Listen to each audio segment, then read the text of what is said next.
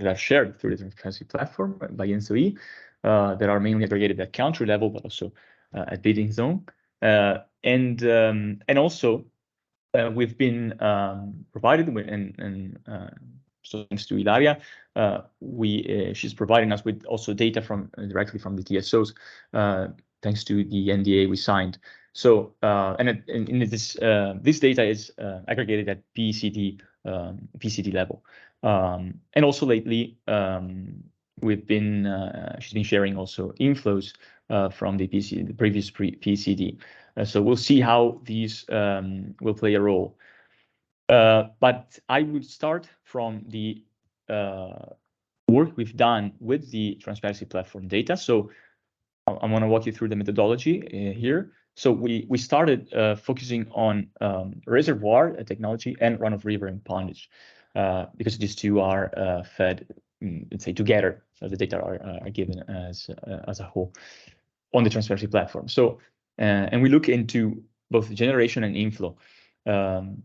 So the starting target resolution was country level, so country level aggregates, and weekly a weekly resolution for temporal resolution. So just you can see an example of a time series of generation for France. This is the reservoir technology. And so this generation output is expressed in megawatts hour.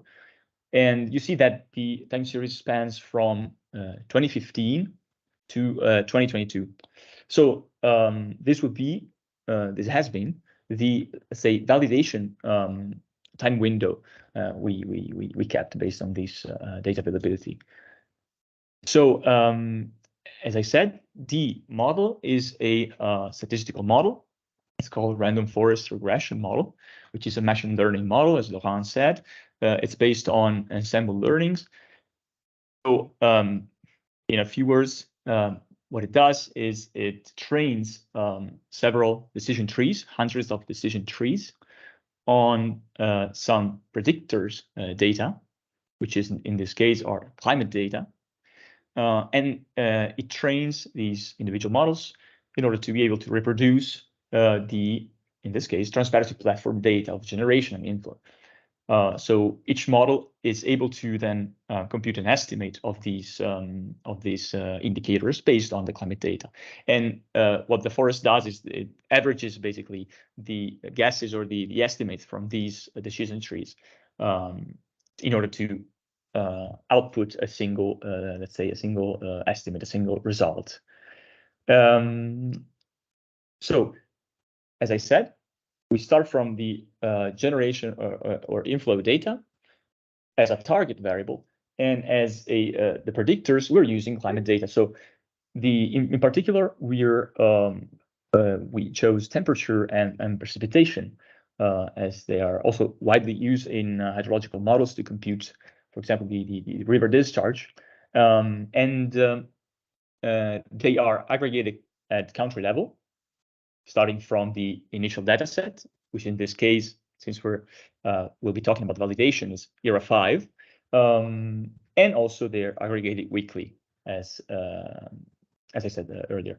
So again, through either temperature and precipitation. So we're feeding these weekly time series, which are also lagged in time. So meaning that for temperature, we're not just, let's say, feeding the model with the simple weekly data set, but we're also averaging temperature going back in time for several weeks. So we're feeding both the weekly time series, the weekly time series adding the previous week, and then adding 3 weeks, and so on. And also we're doing a similar thing with precipitation, so we're accumulating over multiple weeks, also in this case, going back in time. This is to account also for the lag in time that there is between there could be also between a precipitation event over a given area and the time it takes for water to reach the downstream hydropower plants. So we're feeding the model with these predictors, and again the model learns from these and is able to reproduce the generation and inflow. So once we have the final, let's say, model output of generation and inflow, we can validate then, we can compare these results with the observations and validate the model. To do this, we have followed the leave 1 year out validation procedure. So as the name says, basically what we're doing is we, for each year, we're leaving out one test year. In this case, it's 2015. We're training the model on all other available years, so from 2016 onwards. And so the model learns from this data and then is able to output the estimate for 2015. We can compare it with the observations, which are seen in gray here, and we can evaluate different metrics. So once we're done with the first year, we pass to the second. We train the model on all available years except the test year, and then we do the same for the third, and so on, until we're left with the let's say final. In this case, it's inflow prediction over 8 years for France. So just to make an example, so this is inflow reservoirs. The what we can do, as I said, at this point, we can, so each year I have to say here is a test year, so it's an output of the model, so it's not the training.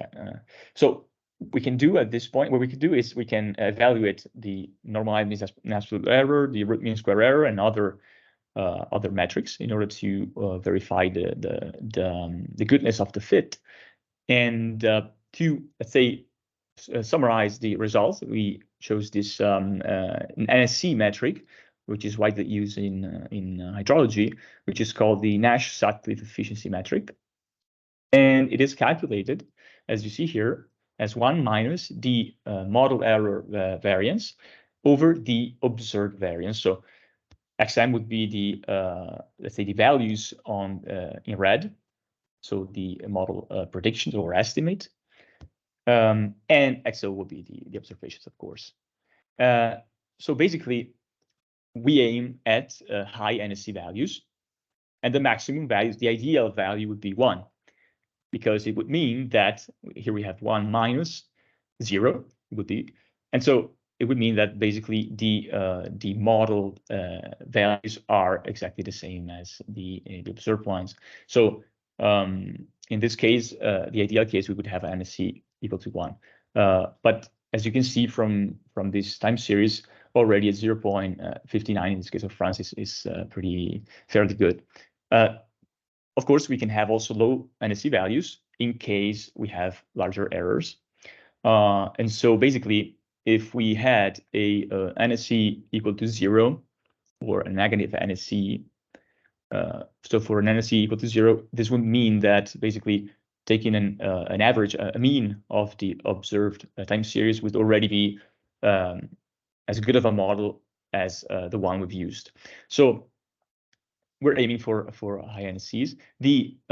What we can do also during with this validation procedure is we can try and optimize some of the random forest parameters. For example, the number of trees that are grown, the maximum depth that the trees can reach, and other parameters, in order to maximize this metric, the NSC, for example.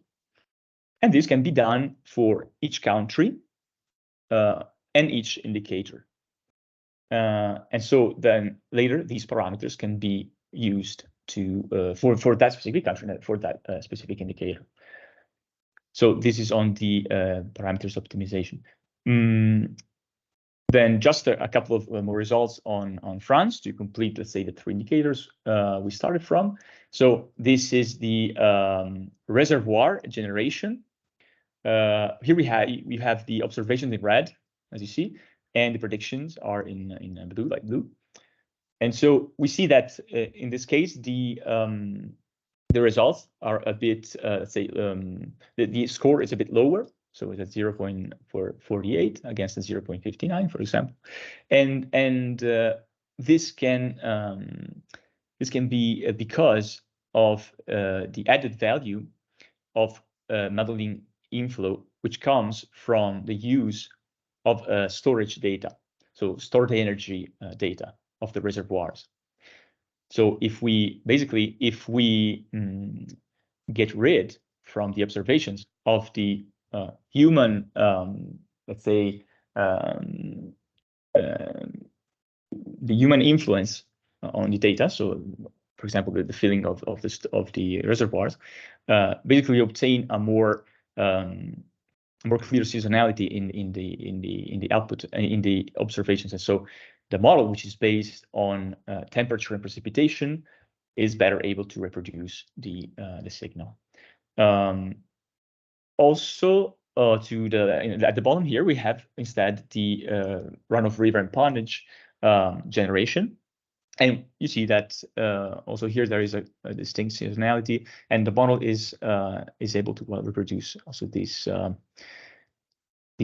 signal pretty well. This NSE goes up to 0.76, for example. To give a look at the, let's say, results over Europe for the data that we had available with Transparency Platform, we see that these maps are colored based on the NSE, which was obtained during validation again, so the little number on the left here. And so we have both the reservoir generation results to the left, the inflow, where the storage data are taken into consideration, and the generation from runoff river and pondage. So basically, green countries, indicate, the greener, the higher the NSE value. Now, at this point, as I said, as you can also see, there is this improvement taking into consideration the stored energy data, passing from the generation estimates to the inflow estimates.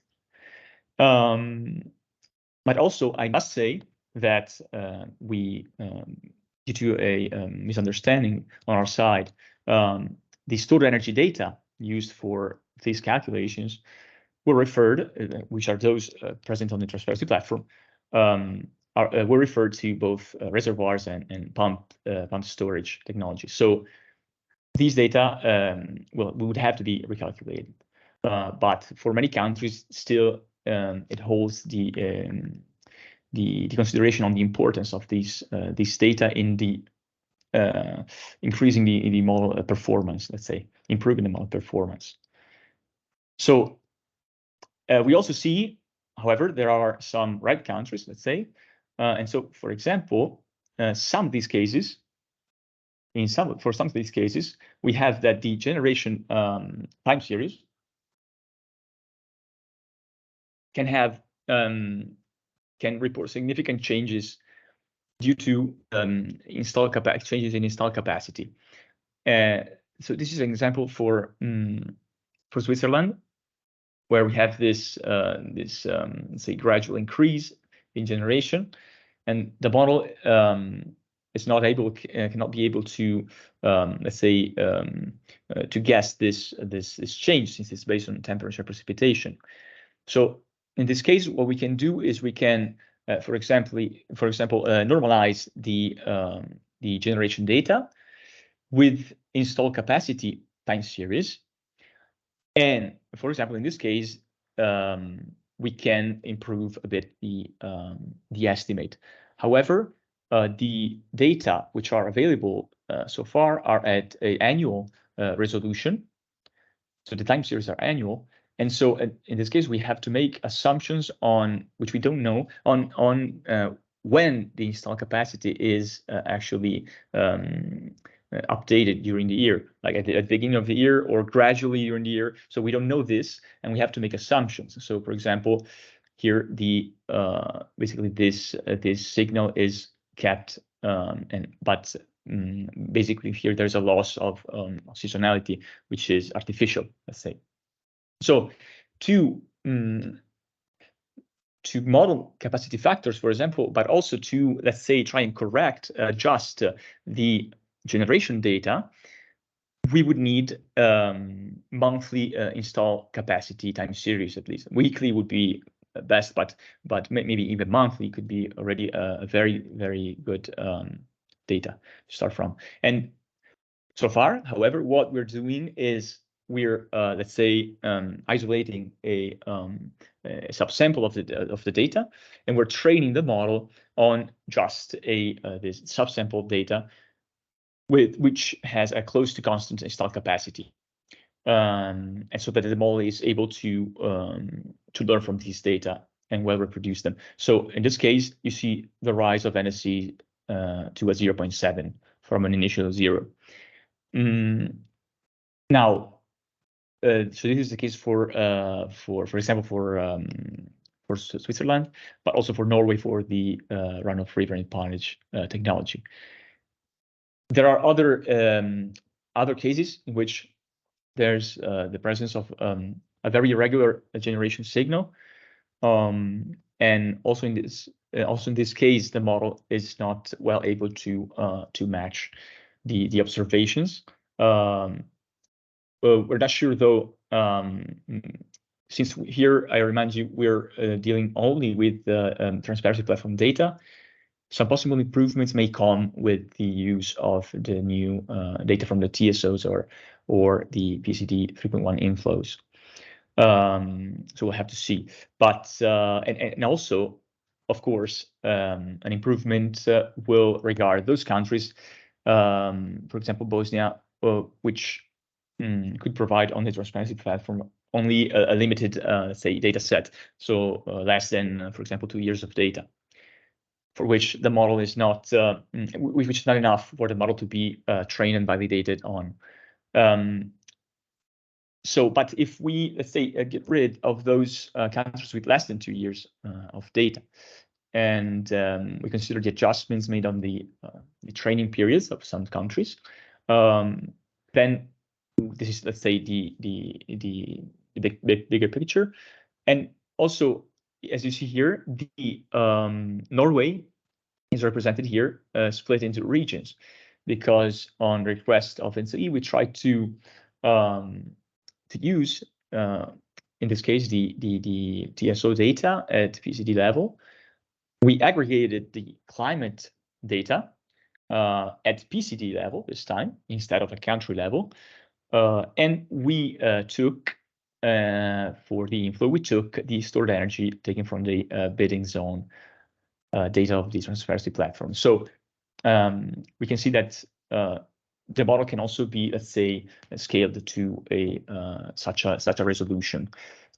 Okay, so once the model is validated and trained on the climate data of ERA 5 reanalysis, so going from 2015 again to 2022, then it can be used and fed by, for example, the whole time series of ERA 5 climate data going from 1979 to 2022, or with the CMIP6 projections climate data sets that reach the 2100 or 2065 as the data that will be shared now. So the when the model is fed with this data, we're able to reconstruct the historical time series or estimate the future projections of the hydropower indicators.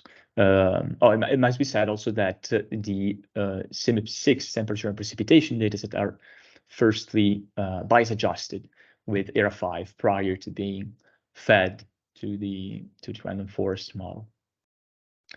And so just to have an idea of the output, this is aggregated annually, just for a better visualization. But you can see here the reconstructed in blue signal for the generation output of France for the technology of runoff river and pondage. And in orange, you can see instead the projected time series for one model. So this CMR5 from the CMCC and from this particular scenario 3.70.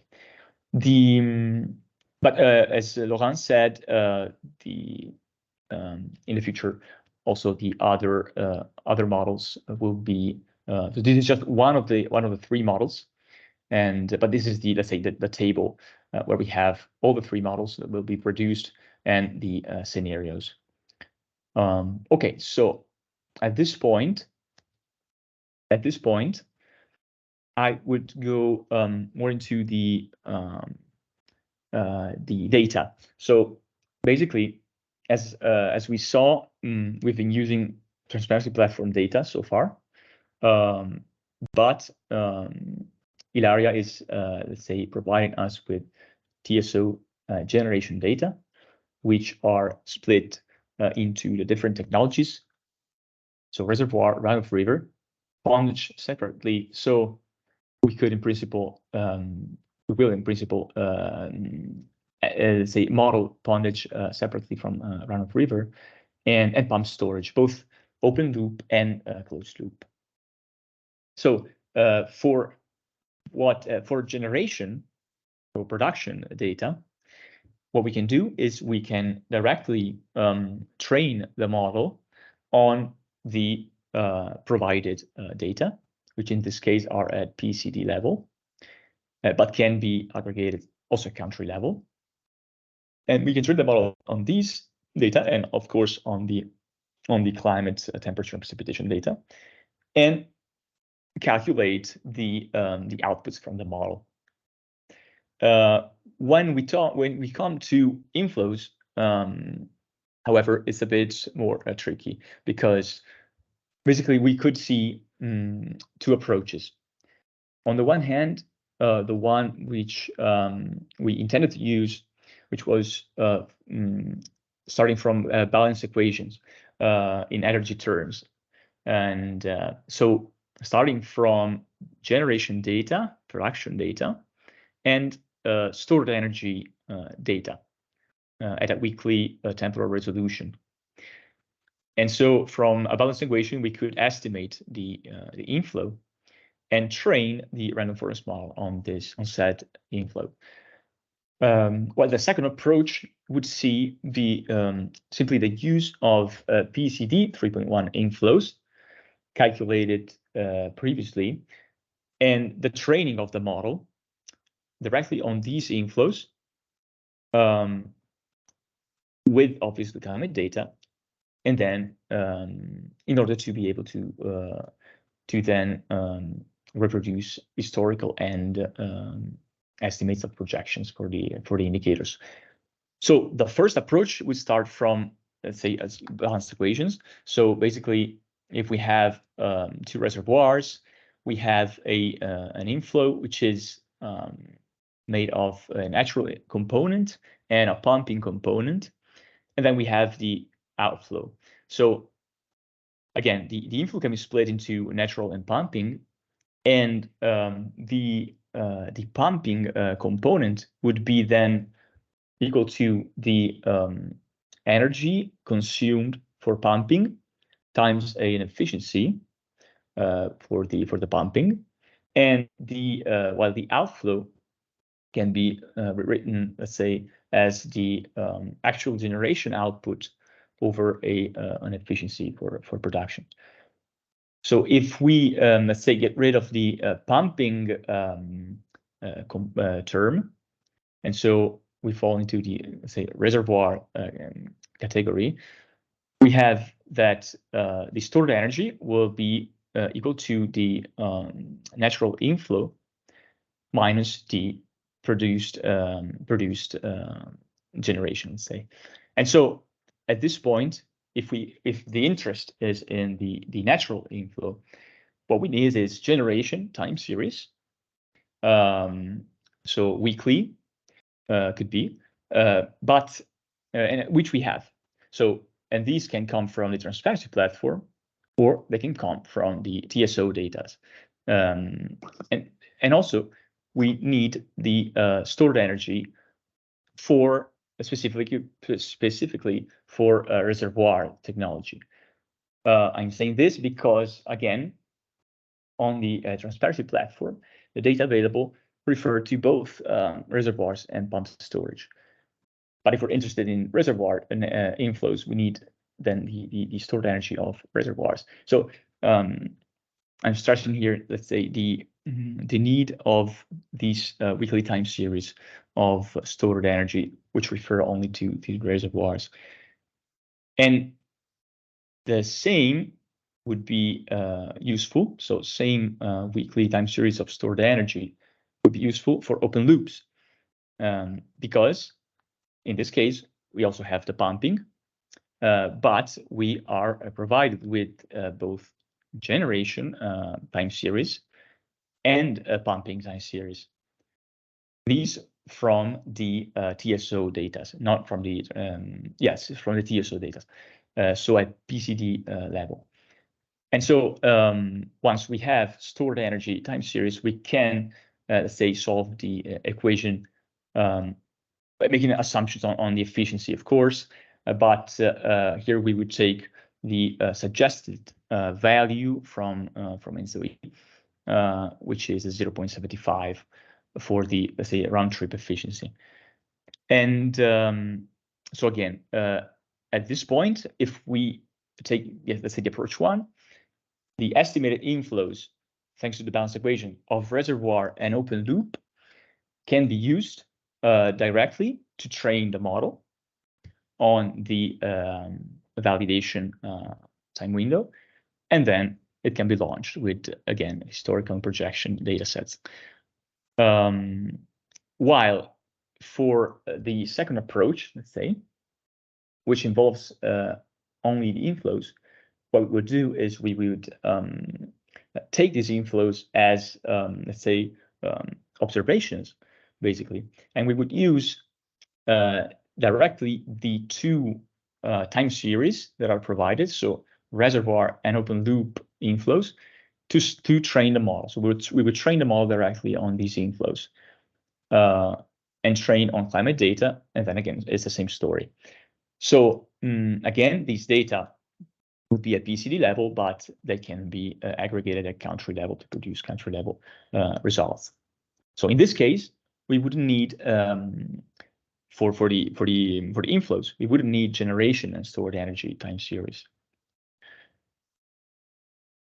So to conclude, I mean, we've seen the let's say an overview of the methodology for the hydropower. We've seen some validation results with transparency platform data, so weekly resolution and at country level. But we've also seen that the model can work on at a different granularity, so PECD, and will be also tested with daily resolution data. Also, we've seen two possible different approaches for modeling the inflows. One that starts from the balance equations and from generation data and stored energy data, and one which uses the PCD 3.1 inflows. And so basically the main data requirements would be, if we stick to approach one, to use stored energy time series for both reservoirs and open loops, possibly at PCD level. And at monthly, and the other thing, which maybe is of lower priority, but still would be much of help, would be a monthly installed capacity time series for the different technologies. So this is with this I conclude, and I leave the floor to possibly questions or answer, or I don't know if Alberto or Mattia want to add anything. In any case, thanks for listening, and please go ahead with the questions. Yeah, thank you very much, Giovanni. Mattia or Alberto, do you want to add something? Well, no, nothing from my side. I see I was answering to some questions in the chat, and I see that there are already a lot of questions, so maybe we can start with the discussion, I think. Yeah, absolutely. So there were indeed some questions in the chat. I suggest that those who ask questions. Max, in particular, if you Yes. have additional points or questions, please feel free to open your mic and ask directly. Hi, here's Max from Concept Review. Yeah, I was a bit confused about the scaling or color scaling of the plots of the European overview, because everything which is above 0.4 was kind of green, which looks as it would be fine, and just like, well, I didn't know the NSE, so and I just compared it with Pearson correlation, for example, and their 0.4 is a value which is not really acceptable. Therefore, I wanted to ask if it's actually a good indicator, 0.4. Like if you have 0.4, if that's really good, because it's kind of in the scale of green. Yeah. Yeah, thank you. Mattia, do you want to, because you already started responding by in Yes. the chat, so if you want to say again what you said for everyone. I was starting to respond. Yes, of course. Usually in hydrology, 0.4 is sometimes not a good score, but I would say that in this case, for this application, it is, because it is carrying more information than, for example, considering just a simple average of the data to predict the observation. Well, I would say that what we have been doing at the beginning was to test other approaches. And while Giovanni was starting to work with a statistical approach like the random forest, I was personally starting to test an hydrological model, since ENTSO-E was asking us to provide indices over aggregated areas. We have a conceptual model that can be applied to catchments quite efficiently. But what we did, but first we realized that maybe it was not a good idea to add another hydrological model to the constellation of the models that are currently used by in C3S. The C3S data store, like we have LeastFlood, Big4, eHype that are currently used. So maybe it was not a good idea to add a new one, but also we realized that our approach, so the random forest approach, was performing in line with similar approaches or other approaches applied to the same case. So we realized that the random forest was in line with the best approaches that we had available. Not only it is quite fast and very performant to use. So we decided that it was not worth to develop an hydrological model for this case.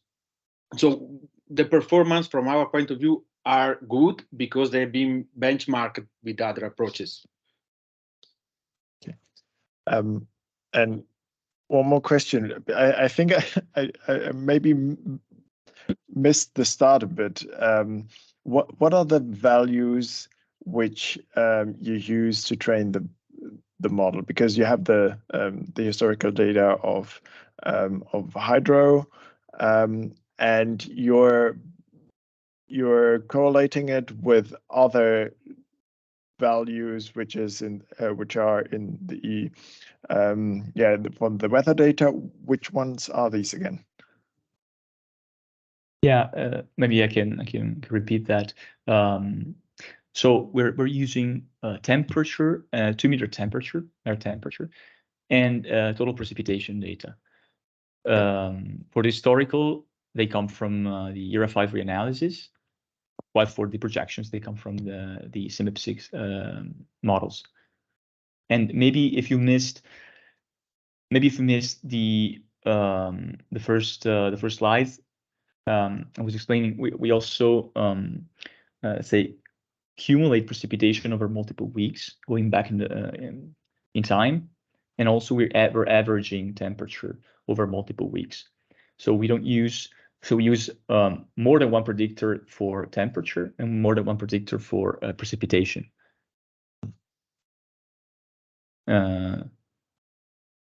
Was that did I answer the question or? Yes, thank you. Because discharge data, yeah, sorry, go ahead, Florent.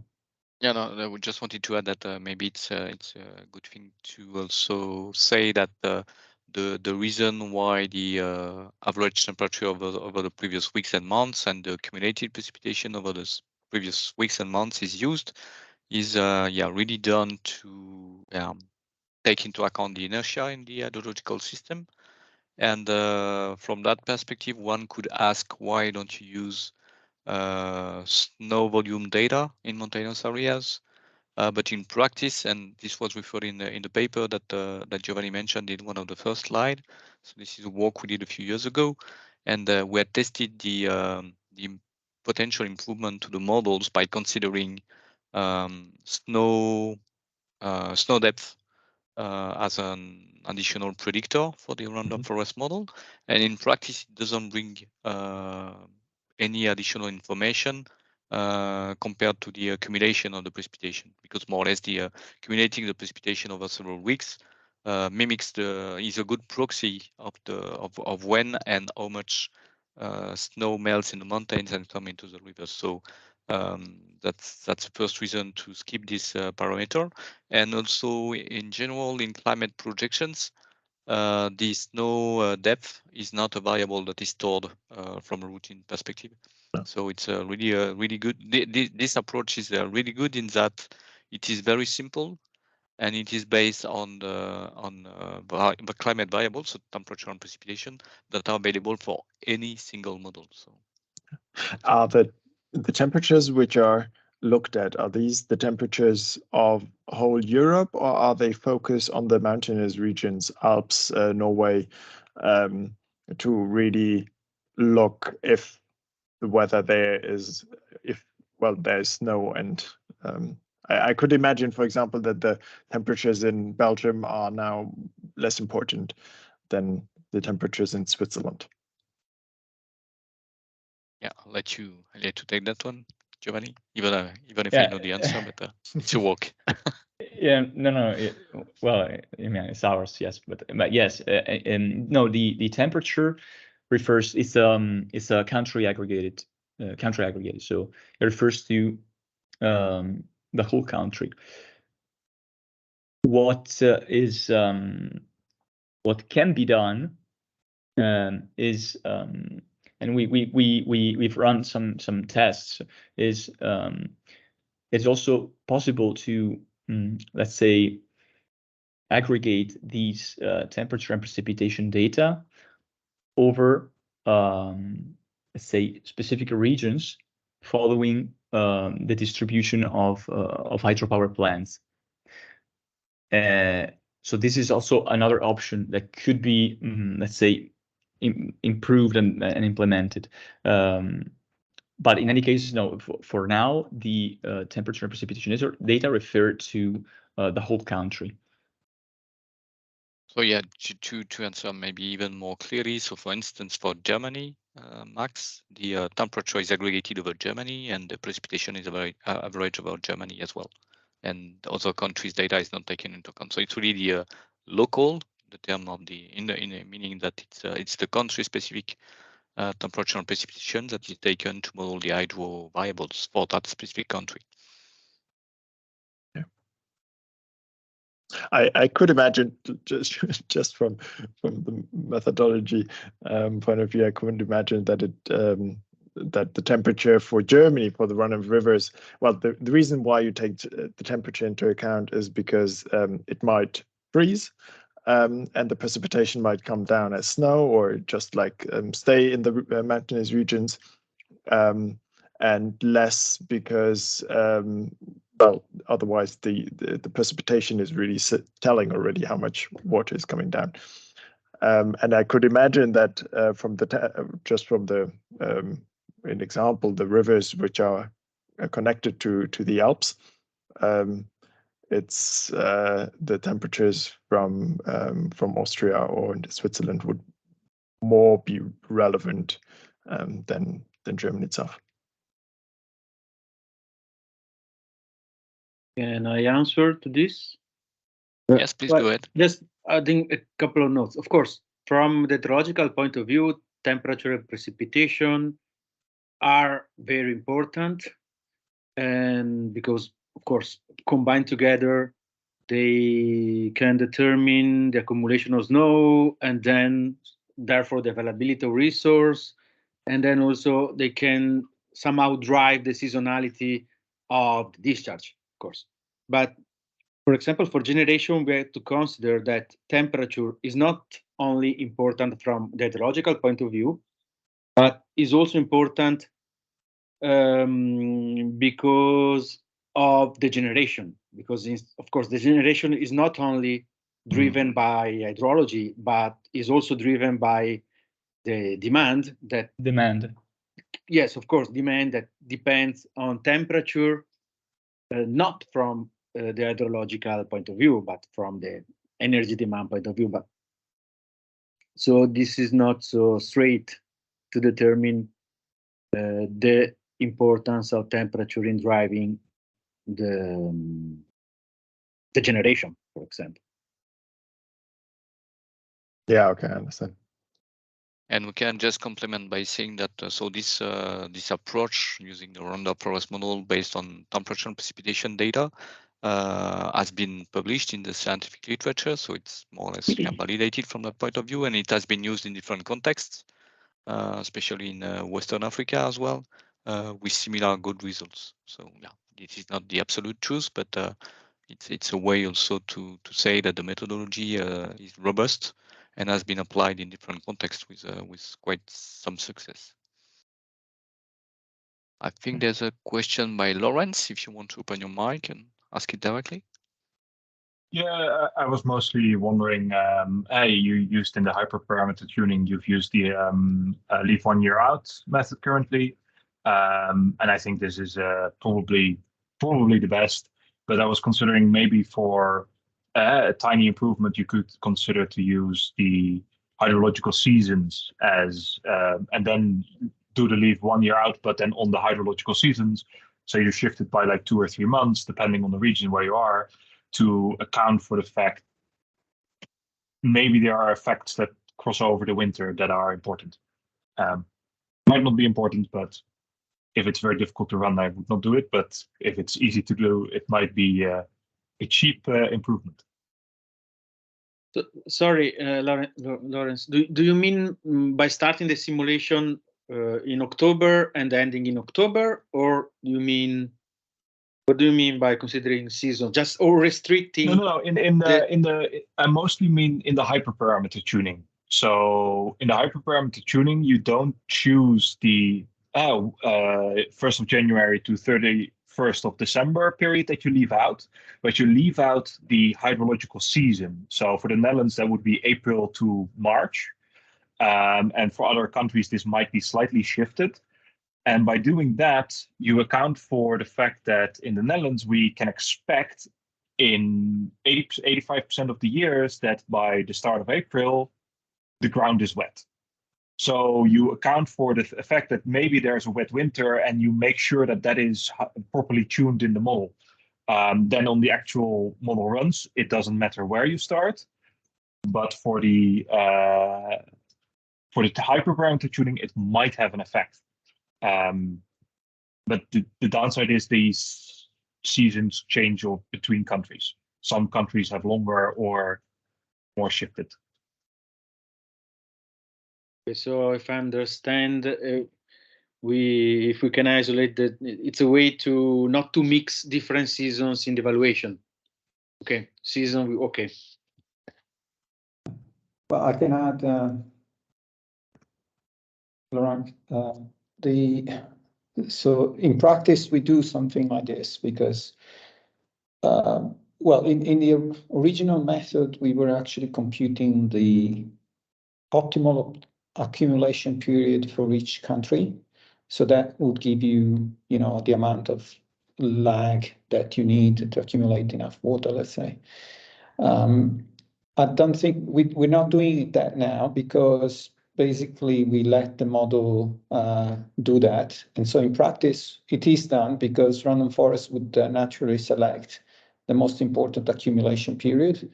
And so most of the time it works. So that would give more importance. And the other thing to do also to address your point is which we've done also, Giovanni can tell you more, is to actually tune the metric that we use. And you can do that by targeting the peaks more than the mean.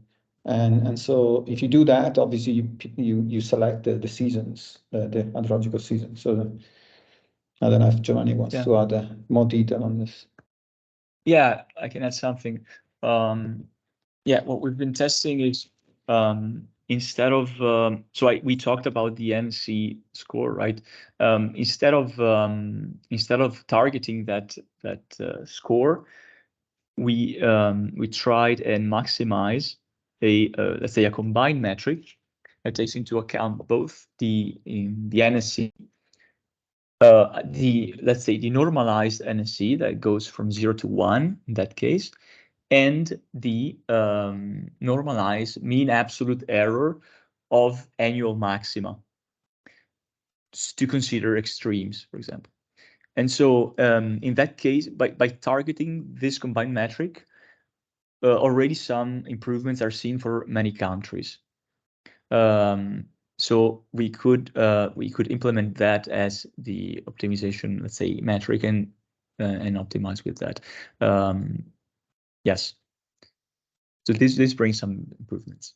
Yeah, and I truly think that the lag and the random forest will probably do 90% of the work for you. It's just, I think the tuning of the hyperparameter tuning part could be seeing a slight better improvement, because you already do the selection in the random forest part in the training in the core, but just to get the last tiny bit out there by accounting explicitly for those seasons, you might get a tiny improvement where it is important, where the seasonal effects are slightly stronger. But I'm not a hydrologist, and it's mostly based on what I've seen so far.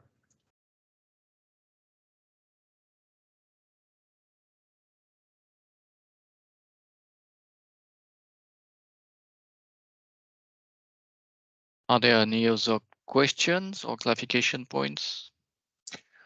I have maybe one more question. Is it possible to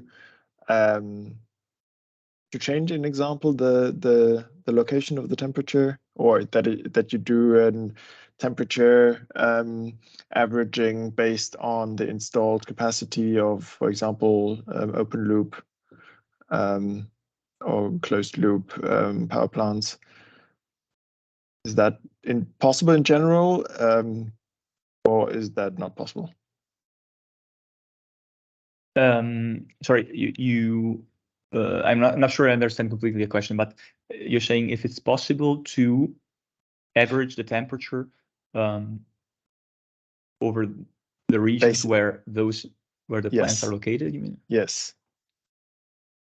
Yes. But in example, well, it is. Actually most of the countries, France, Germany, and especially also Italy, they have at least their power plants for open loop and closed loop, mostly in the Alpines region, and therefore, yeah, for the demand, it makes sense to kind of take a country averaged. But for the temperature, if the precipitation is actually melting or not, if the ice is melting or not, there the temperature for the mountainous region is probably more important. Yes, we can do that, and we've also tried on to using, however, an external source for the plant's location, which let's say can be incomplete. So we're evaluating that, but I mean, it can give a good, let's say, picture of how the plants are distributed within a country, and so in some cases, by using the precipitation and temperature averaged, what we did is we computed a weighted average instead of a simple average over the whole country. So a weighted average considering the we used NUTS 2, I think, NUTS 2 regions. So for example, for France, we consider we weighted more those regions where the which were more densely populated with hydropower plants. Okay. Not targeting a specific technology, but just in general hydropower. Okay, we did that, and that also improved a bit results, even though slightly. Okay, thank you. But yeah, we can say on the topics that indeed it provides apparently some improvements. But of course, the difficulty, as usual, is to get a good quality data set of where the plants are located, with the installed capacity and characteristics and so on. And so we always come back to data issues from the energy side. And that's why we need data. Yeah. Is there any other question?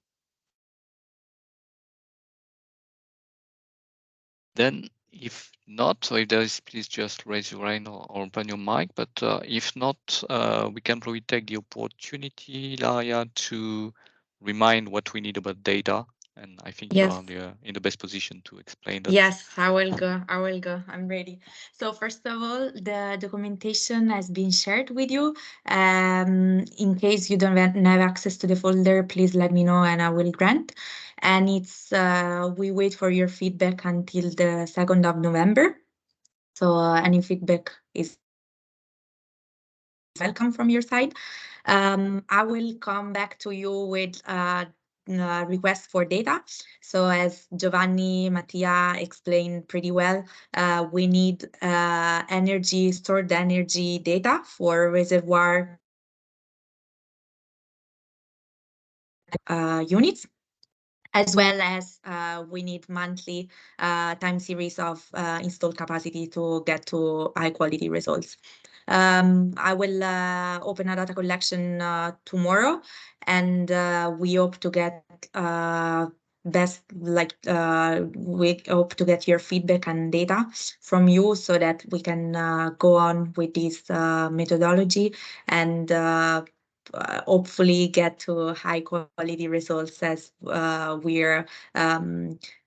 are pretty optimistic for. Other than this, next steps, just to repeat what Laurent said at the beginning, we will go mid-November for the SDC approval of the methodology. And your feedback before then is highly welcome and useful for us also to understand what how to proceed and what will be the further developments. Please note, as also Laurent said at the beginning, that the new methodology that we shared, of course, include this part of hydro, which is the main part that has never been shared before, but also includes the methodological improver that we worked on, and especially C3S worked on after the internal consultation. And we hope to get your feedback also on those. The slide and the link to the recording will be shared as soon as the recording is ready. And in case of any question, do not hesitate to contact Laurent or I, or the PECD email, which I will now write in the chat. Maricarmen, I read your question, which is asking for data is for all TSOs or only for the one that did not provide data previously. We have never really asked for stored energy data. We came with a poll to check whether this data was available, but the data collection for this data and also for the installed capacity at monthly level were never launched. So this is a data collection for all the TSOs, because we do not have such data other than what's available on the transparency platform. But Giovanni explained very well that such data does not differentiate for stored energy between reservoirs and pumping units. Thus, we need your input on such data. Yeah, so I see that Laurent is answering to the resolution, which is weekly or daily, but weekly works fine, as we agreed upon with Giovanni and Mattia. But everything, of course, will be specified in the data collection email that will be sent out in the coming days. So Laurent, I don't know, this is it from my side. I don't know if you want to add something or if we have any other question following what I said.